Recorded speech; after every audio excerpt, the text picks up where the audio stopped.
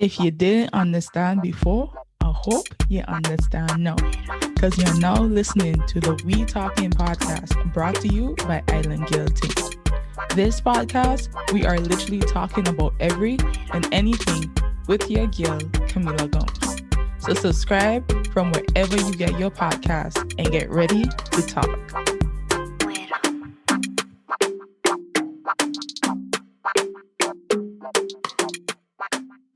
Welcome to episode 2 of the We Talkin Podcast. In today's episode, we will be focusing on the amount of sharks that has arrived in our Caribbean waters. And today, my guest is Melanie Meijer, and she is a part of the Maarten Nature Foundation. Just a little quick facts about her. She's a marine biologist who's been working with the foundation for about 5 years. And she started off doing different projects, etc. But now, as of 2019, she's the current manager of the foundation. So I want to welcome Melanie to our podcast today. Welcome. Thank you very much. It's an honor to be here. This is great. And so we're going to just jump straight into the questions. So firstly, what is the St. Maarten Nature Foundation and how has it contributed to environmentalism on the island? Okay, well, the Nature Foundation was established in 1997, so that's quite some time now. And since then, we have always been here to protect the environment and nature on our island, but also with the thought in our heads to protect it for the generations to come, so that we make sure that, our little children also have a nice natureful island to grow up in. We do different activities. So one of the things is the management of a marine park. So we have a marine protected area in St. Maarten. That is what the main thing what the Nature Foundation takes care of. But we also do research, especially marine research, for example, sharks, marine mammals, sea turtles. And we take care of the terrestrial, so actually the land-based ecosystem as well.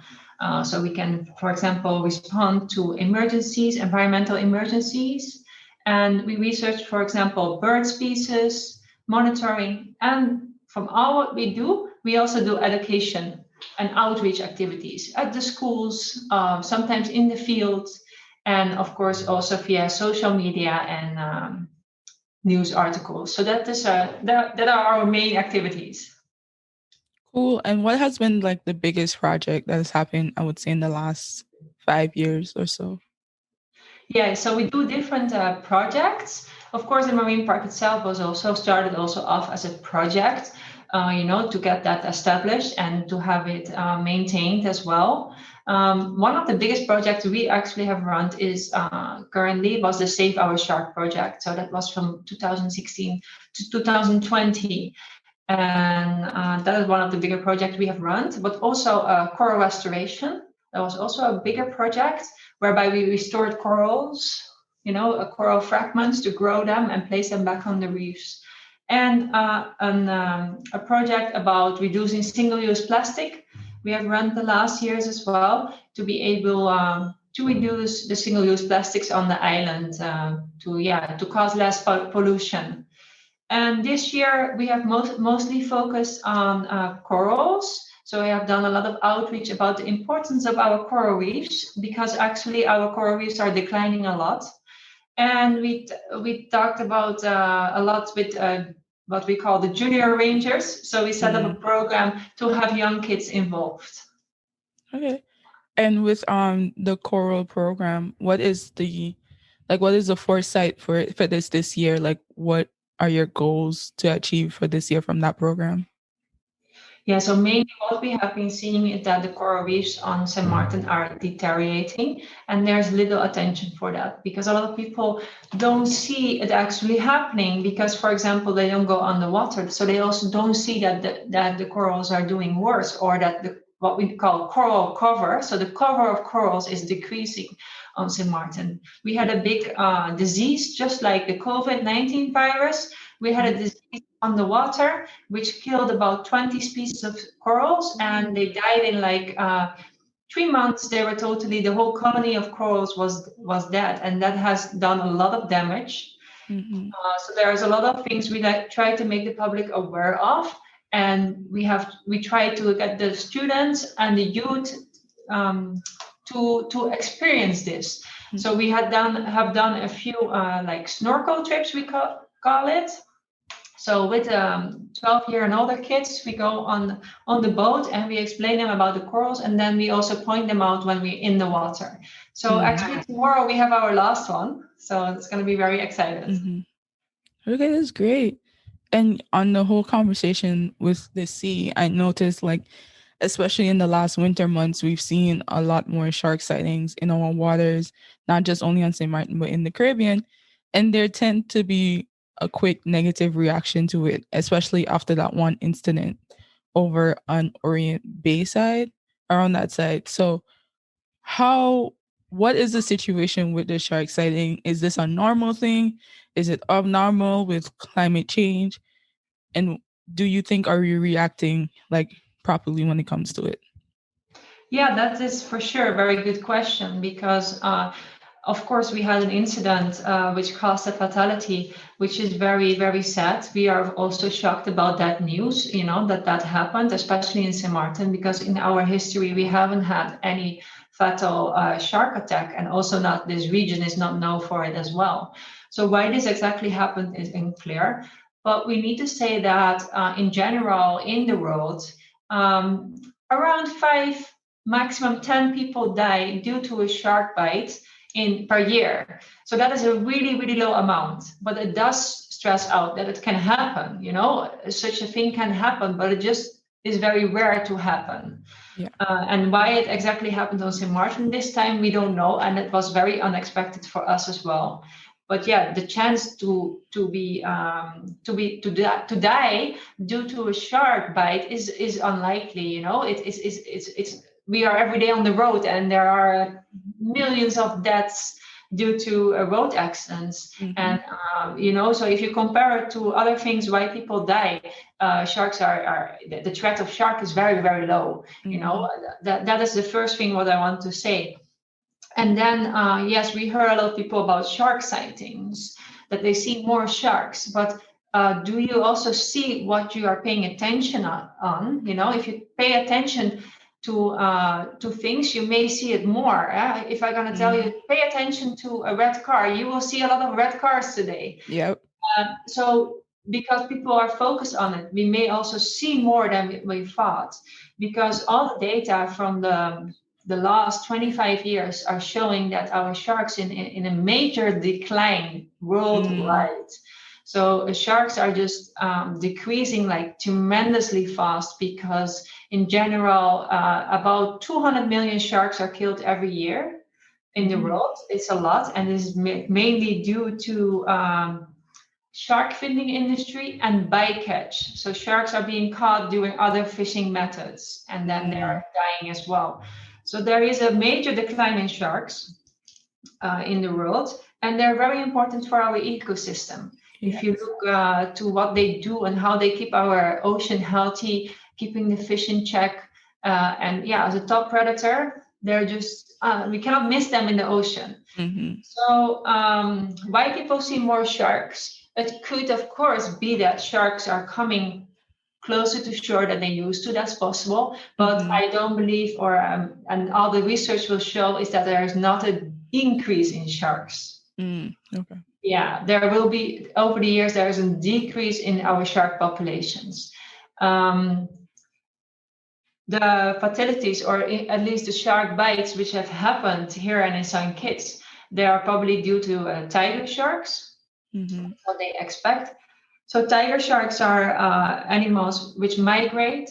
They migrate if they're sub-adult or adult. They migrate through the whole Caribbean and further, and they spend most of their time in deeper waters. In the deeper waters, up to like 1,000 feet, and further away from the coast. And that is also what we have seen with our research we have done to the sharks around here and the Seba Bank, that they spend most of the time in the deeper waters, and occasionally they come by shore. So that is more their normal behavior, also for tiger sharks. If we look to the sharks which we really see in our waters, they are reef sharks, nurse sharks. They really live around our island, and they are sharks who may be curious to see you, but will not just attack you out of nothing. Okay. Yeah. And so, as a nature foundation, how do you advise like beachgoers or other persons that are out on the sea? How you advise them to react when they see the shark, etc.? Yeah, so first of all, we actually may have more often a shark close to us in our waters than we actually think, because most of the time we can actually not see it. Mm-hmm. So yeah, they're living out in the waters. We need to respect them. It's their habitat, it's their living environment, and we need them in our ocean. So first of all, I think people need to realize that we should respect these animals in our waters, and they are not investing our waters, they really live there.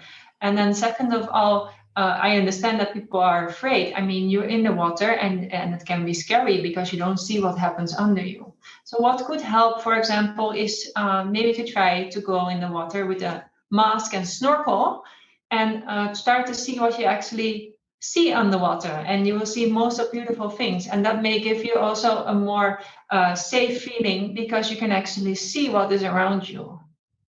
And in case you are the lucky one who sees a shark, then don't panic. Just watch the shark, and that will be okay. So, if people are really scared, what they also can do is, don't go too far in the ocean because there, of course, more things can happen, and not just sharks. Drowning is also a serious issue on St. Maarten. A lot of people every year drown in St. Maarten because of the currents. So especially if you're not a comfortable swimmer, stay close to shore. Don't go when there's currents or strong wave impacts. Yeah, but definitely, actually going and have a look underwater, what you see will take fear away from a lot of people because you can see what is down there, and that will improve. Yeah. Okay. And do you guys offer opportunities to the general public as well to just go snorkeling to see these Yes. areas? Yeah, that is what we started with the coral activities we have. So we have one more snorkel, but that is already full. But we hope that we receive funding to continue this because the plan is that we want to do it again and again. So if that will be available, it will be announced on our social media, and it will be for students between, I think, 12 and 18. That is at the moment our focus. And then the students can come actually for free with us on the boat. And then they can look and use a snorkel and learn about corals and the fishes on the reef. So that's a really good opportunity to see. That sounds great. That sounds really great. Otherwise, for the people who are really motivated to see more about it, we have a few excellent dive schools, so scuba dive schools, and also other snorkel activities where these things, can be done, or you take your own snorkel and walk in by the beach. That's an option as well. Okay, that's great. And still sticking on the situations, I remember seeing a video actually of a boat or something just dragging like a shark into shore. And of course, I know that's form of some type of animal abuse. So I was just wondering, are there any type of animal protection laws on the island or any international or regional protection laws that could help prevent situations like that, or even situations with wild land animals, etc.? Yeah, there are, and St. Maarten has actually a very strict one. So on the territorial waters and the economic inclusive zone of St. Maarten, you're not allowed to catch sharks. So if these activities would have happened in St. Maarten waters, they could have been prosecuted. And that will be because the Coast Guard is quite, looking out for that because it's a serious crime. So all the sharks and ray species, so also the rays, the stingrays and stuff, and the manta rays, spotted eagle ray, and all sharks, they are protected on the Dutch side of St. Maarten. On the French side, I understood that you're only allowed to catch sharks if you have a professional fishing license. So also there they have some level of protection. So in that way, this kind of activities cannot happen on the Dutch side. That is very, very good because what we have seen that video is very cruel. some shark species have international protection. For example, the hammerhead sharks, just like marine mammals, dolphins, and whales, they also have international protection due to different protocols, like the SPA protocol, for example, but also the CMS, which is actually the migratory annexes protocols whereby these kind of species are protected. So based on that is also some shark species, you are not allowed to do something like this or to fish on them due to this international protection. But I am not aware of SIMBART's regulation. Animal cruelty is something which I think can also be prosecuted based on our normal legislation. But that is a question to the police, I think. Definitely, for sure. Yeah. And do you have any idea where like someone from the general public could just quickly peruse or see these type of laws when they're having these type of conversations? Or is this something that you have to go dig deep into a law book to find and understand? No, there are different legislation. So if you have an idea in which legislation they can be found, you can actually just find it on Google. For example, if you want to know about the weapon license, you just type in weapon license in Maarten or weapon ordinance, and you can find the details of this. So if you have an idea in which law you can find it, is easier to find. But there is not some easy way to look for it. That's true. Okay. But you just have to keep in mind, like if a species is protected, and if it has an international protected, then it will be protected in St. Maarten waters as well. And yes, all sharks and rays are protected in St. Maarten waters. All sea turtles, for example, because the sea turtle is a protected species as well. And marine mammals are all protected in our waters. That is the main things which we really have to be careful with. And these species, they need the protection, because otherwise they may disappear. Yep. That is very true. Yeah. So we're talking about all the great things that the Nature Foundation has done and etc. So how can people get involved fully with the Nature Foundation and of course any other environmental organization throughout the region? Yeah, so they can get involved with us. There are possibilities. We have often events such as beach cleanup, but also more specific events like something with the junior rangers or coral education. Due to COVID, it was a little bit more difficult to get volunteers. I think a lot of foundations are struggling with that because the events couldn't go through, because you wasn't allowed to organize an event. But that are stuff where people can help. We also this month is a little bit more quiet, but hopefully soon we will start back with student community service hours. Okay. Students who need to do that hours, they can come here, help us. That could be anything. It could be going on the boat, but it could also be just in the office helping us to organize papers, because beside the things we do outside, we also have to do office work and file everything and making reports. So there's a lot of different things. But basically, what people could do, they could, if they're interested, they can always shoot us a message or an email, and they come on our volunteer list, or they can check our social media, and if there's an opportunity, it's posted there.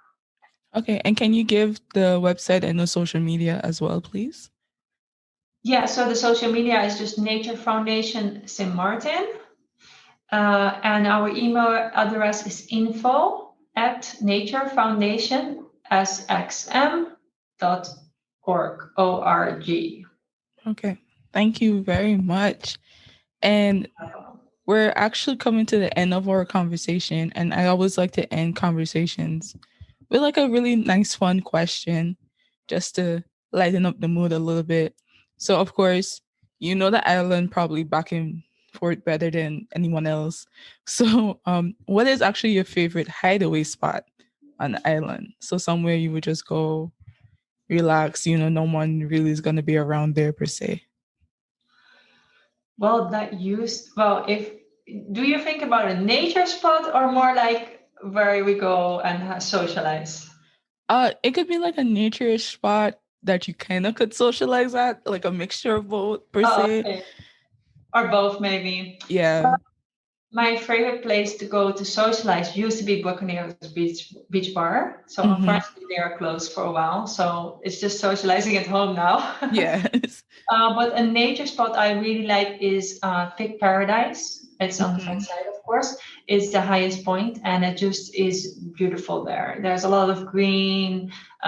You can either choose to take the hike all the way from the bottom or from Orient Bay. There is also a hike going up, or you can choose to drive up more and only walk for only 10 minutes. Mm-hmm. And then you're on the top of our mountain, and we have beautiful views, and it's just always nice with, yeah, you're there with nature, you know? Mm-hmm. It's great. And up there has that's when you can see Sabo Statia, St. Bart's, and Yeah, Willa as well, right? yes, correct. You have basically two viewpoints. One, you really look onto the, yeah, Orient Bay and French Quarter and St. Bart's, and the other side you look more into Marigot and the indeed Seba station. Yeah, Yeah. that's great. That's a nice spot. I haven't been on Peak Paradise in years, so the next time I go home, I really have to make a trip up there for sure. Yeah, you should. Well, thank you so much for having this conversation with me.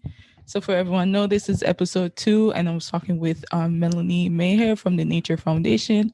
And I hope you enjoy this conversation, and I will see you next time. Thank you.